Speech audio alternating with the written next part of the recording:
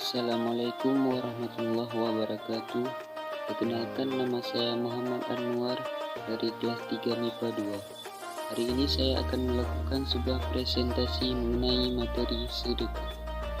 Sebelum memulai pembelajaran, mari kita awali dengan membaca basmalah. Bismillahirrahmanirrahim. Pengertian sedekah. Kata sedekah berasal dari bahasa Arab, yaitu sadaqah, yang berarti pemberian atau derma. Menurut istilah syariat Islam, sedekah adalah memberikan bantuan atau pertolongan berupa barang ataupun harta dan lainnya, tanpa mengharap imbalan dari orang lain dan hanya mengharap ridha Allah SWT. Hukum sedekah. Hukum sedekah adalah sunnah muakkad, yang berarti sunnah yang sangat dianjurkan oleh Nabi Muhammad SAW dan sangat penting. Namun begitu, sedekah pada kondisi tertentu bisa berubah menjadi wajib.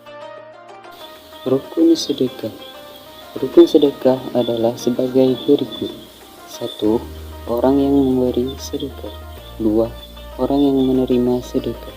3. Barang atau lainnya yang diberikan. 4. Ijab dan qabul. Syarat sedekah. Syarat sedekah adalah sebagai berikut: A. Orang yang memiliki barang berhak mentasarufkannya. B.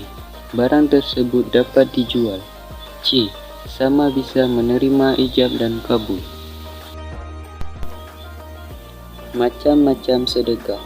Berikut adalah macam-macam sedekah. A. Sedekah wajib, yaitu sedekah yang harus dibayarkan. Contoh zakat, fidyah, mahar, dan kafarat. B. Sedekah haram, yaitu sedekah yang dilarang. Contoh barang haram, najis. C. Sedekah sunnah, yaitu sedekah yang mendapat pahala.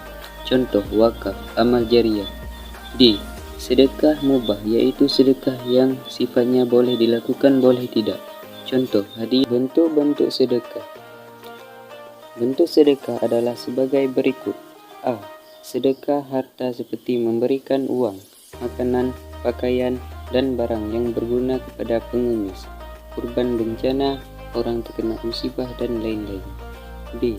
Sedekah sikap perbuatan seperti tersenyum, menyambut tamu dengan baik, menyingkirkan penghalang jalan, dan lain-lain. Tata cara memberikan sedekah. Keutamaan dalam memberikan sesuatu, barang atau harta yang berupa sedekah sebaiknya diurutkan sebagai urutan prioritas sebagai berikut: A. Keluarga terdekat. B. Saudara terdekat. C. Anak-anak yatim. D. Tetangga yang dekat dan jauh. E. Sahabat atau teman. F. Ibnu Sabil, dan lain-lain. Orang-orang yang diperintahkan untuk bersedekah adalah: 1. Orang yang memiliki harta berlebih. 2. Ikhlas karena Allah SWT. 3. Tidak menyebut-nyebut sedekah atau infak yang telah diperbuat. 4. Tidak menyakiti orang yang menerimanya. Sekian materi sedekah kali ini. Semoga bermanfaat. Mari kita akhiri dengan membaca hamdalah. Alhamdulillahirabbil alamin. Wassalamualaikum warahmatullahi wabarakatuh.